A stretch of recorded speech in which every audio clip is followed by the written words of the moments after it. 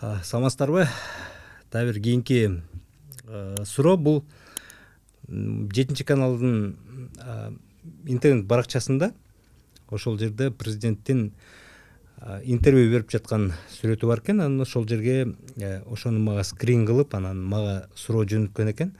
Азыркы президенттин Садыр Жапаровдун интервью берип атат. Анан Илимбайке орчундуу суроолорго жооп берип турган президент жакшы жөрөлгөбү деп жазат да.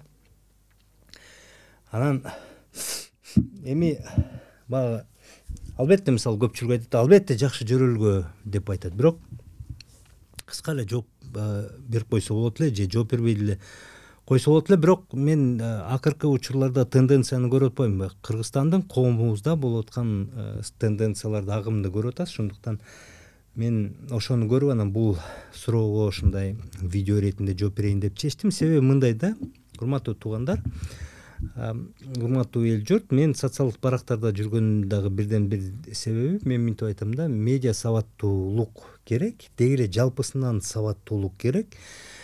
Анан биз баарыбыз окуп, билимдүү болгонго аракет кылышыбыз керек деп айтып келем. Себептен да мындай да, эми мындай деп айтайынчы, биздин конституциябызда бизде Кыргыз Республикасы демократиялык мамлекет деп айтып турат да. Демократиялык мамлекет дегендин түп мазмуну мындай. Демократиялык мамлекетте бийлик бир адамдын колунда топтолбойт. Бийликтин негизги булагы бул эл болот. Эл бийликти түзөт. Бул президентти шайлайт, эл жогорку кеңешти шайлайт, эл референдум кылып жана негизги мыйзамды кабыл алат. Деги эле бийликтин түптөлгөн булагы, негизги булагы эл болуп эсептелет да. Бул демократиялык мамлекетте, идеалдуу демократиялык мамлекетте. Анан эгерде биз ошондой мамлекетпиз деп эсептесек, ал эми биздин президентибиз ошентип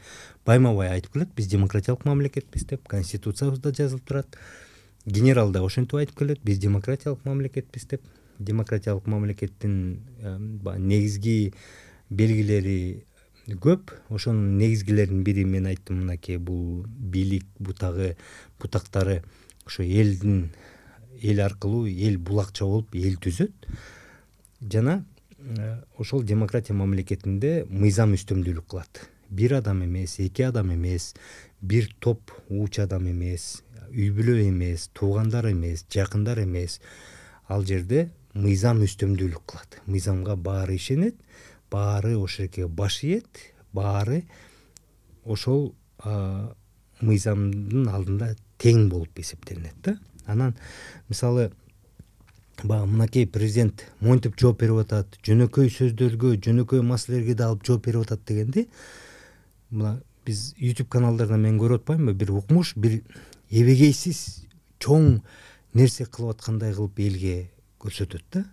Мынакей президентибиз өзү президент болгонуна карабай алып майда чүйдө нерселердин баарына жооп берип атпайбы, баарына өзү депчи. Бул негизи демократиялык мамлекетте президенттин милдети. Бул укугу эмес. Президентти эл шайлагандан кийин президент элдин алдында отчет берип, элдин алдында ошентип жооп берип, бул мындай болот, тигиндей болот деп айтып турууга милдеттүү. Ошондуктан биз мисалы карапайым элдер, көбүнчө мага карапайым эл катталганда, анан биз мындай тута беребиз да. Ой, монтип салбадыбы, тентип салбадыбы деп. Негизи биз көнүшүбүз керек да. Бул кадимки эле нерсе. Эми бара-бара кандай болот билбейм. Балким кийин конституция өзгөрүп кетип, 2 мөөнөттөн кийин баягы Аскар Акаевичтей болуп 3-чү мөөнөткө отурам деп чыгабы, авторитардык бийлик түзөм, бийлик толугу менен менде болот, Түркмөнстандагыдай кылам деп чыгабы, башкача кылабы, ким билет. Аны мен билбейм, айта албайм. Бирок азырынча ал киши айтып атпайбы, мен мынакей мыйзамда көрсөтүлгөн мөөнөтүм бар, ошол жердин аягына чейин иштейм. Андан кийин конституцияда дагы бир мөөнөткө барууга укуктуу, дагы бир мөөнөт иштесе керек. Мен жеке оюм, иштесе эле жакшы болот эле. себеп дегенде 5 жылдын ичинде бирдеке кылуу мүмкүн эмес. Негизи элечи мындай олуттуу бир нерсе кылуу мүмкүн эмес да. Мен жеке оюм ошондой. Ошондуктан да экинчи мөөнөткө барса деп ойлойм. Бирок мындай деп айтат элем да, урматтуу эл журт, ушу ар бир кадамын президенттин, өкмөт башчынын, генералдын, башка министрлердин бир кадимки эле демократиялык мамлекеттеги кадимки көрүнүшүн, ошолордун кылып аткан милдетин биз мындай бизге ушинтип салбадыбы дебешибиз керек. Ошон үчүн мен айтып келем да, баягы билимдүү болуп көбүрөөк окусак биз түшүнөбүз да, бул алардын милдети. Ар бир коомдо мындай орчундуу болуп аткан маселелерге мындай толук кандуу жооп берип туруш керек. Президент болбосо анын жардамчылары, анын пресс катчысы, өкмөт башчысы, министрлер жерек ошол же болбосо багыт дагы, керек болсо айыл өкмөтү дагы, айыл өкмөттө болуп аткан окуяларга негизи жооп бериш керек да. Себеп дегенде элге түшүндүрүп айтып бериш керек. Мыйзам боюнча ошондой да, силер шайлоого барып атканда эмне үчүн мисалы шайлоого барыш керек деп атабыз, а биз шайлоого барбай атпайбызбы? Шайлоого катышканда ашып кетсе 20, 25, 30га жетпеген пайыз адам эле катышып атпайбы? Илеген мамлекеттен. Ошол мисалы бийлик түзүү учуру ошол да. А бирок ага эч ким катышпайт. Бирөө ишенбейт, бирөө кайдыгер карайт. Анан ошентип коебуз дагы, анан ошеки 30% адам бизге президентти да шайлап берет, өкмөттү да шайлап берет, жогорку кеңешти да шайлап берет.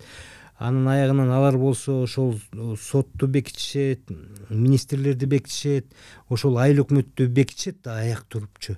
Анан ошо баягы келип, ошо элдин алдында силер шайлаган үчүн биз жооп беребиз деп ошентип жооп берет. Ошондуктан мындай бул жакшы жөрөлгөбү, ушинтип атпайбы дебешибиз керек. Албетте бул жакшы жөрөлгө, жооп берип атат. Ага рахмат, жооп бериш керек. Бул анын милдети. Жооп бербесе анда эмнеге жооп бербей атат? Бул туурабы же туура эмеспи деп ошондо суроо койсок болот да. Демократиялык мамлекетте албетте туура эмес. Бирок автократтык мамлекетте ал кадимкидей эле көрүнүш. Мисалы түркмөн башы эл алдында жооп бербейт. Жооп бергенин көрө элекпиз да. Мындай жалпысынан түшүндүрүп бирдекени айтып бербейт. Пропагандалар бар, телеканалдар бар. Мактап жактап эле айта беришет. Өзүңүздөр билесиздер да, өзүңүздөр деле айтып жүрбөйсүздөрбү? КТРди көрсөң ошол өлкөдө жашагың келет депчи. Себептен да КТР жалаң гана жакшы нерселерди көрсөтөт да. Бул КТР эмес азыр да, КТРК болчу мурда, азыр КТР мамлекеттин телеканалы. Демек мамлекеттин бийликтин позициясын чагылдырып көрсөтүп келет да. Анан ошондуктан мисалы баягы биз муну бизге мындай берип койгон деп кайырчыдай кылып берип койгон жооп эмес, бул милдет, эл алдында жооп бере турган. Ошондой эле болсо экен деп тилешибиз керек. Себептен да бул ачыктыкты, айкындыкты билдирет. Анан баягы мен ар бир суроого жооп бере калганын, интервью бере калганын мен туура эле көрүп атам, жакшы деп ошону көрүп атам. Ошондой эле болсо экен. Бирок муну биз баягы элибиз үчүн моминтип салды деп кабыл албашыбыз керек. Бул милдет катары кабыл алышыбыз керек. Баардык министрлер дагы жооп берип атканда дагы муну милдет катары, алардын милдети катары кабыл алышыбыз керек. Азыр мисалы баягы кызматкерлер силер барып калганда мамлекеттик кызматкерлер тиндей кыл, мындай кыл, баягы сен жаман көргөнсүп кылып атпайбы? Негизи андай болбош керек да. Алар жанталашып кызмат өтөп бериш керек эле. Бирок тилекке каршы кичине андай эмес. Бара жакшы болуп кетет деген үмүттө бололук. Рахмат.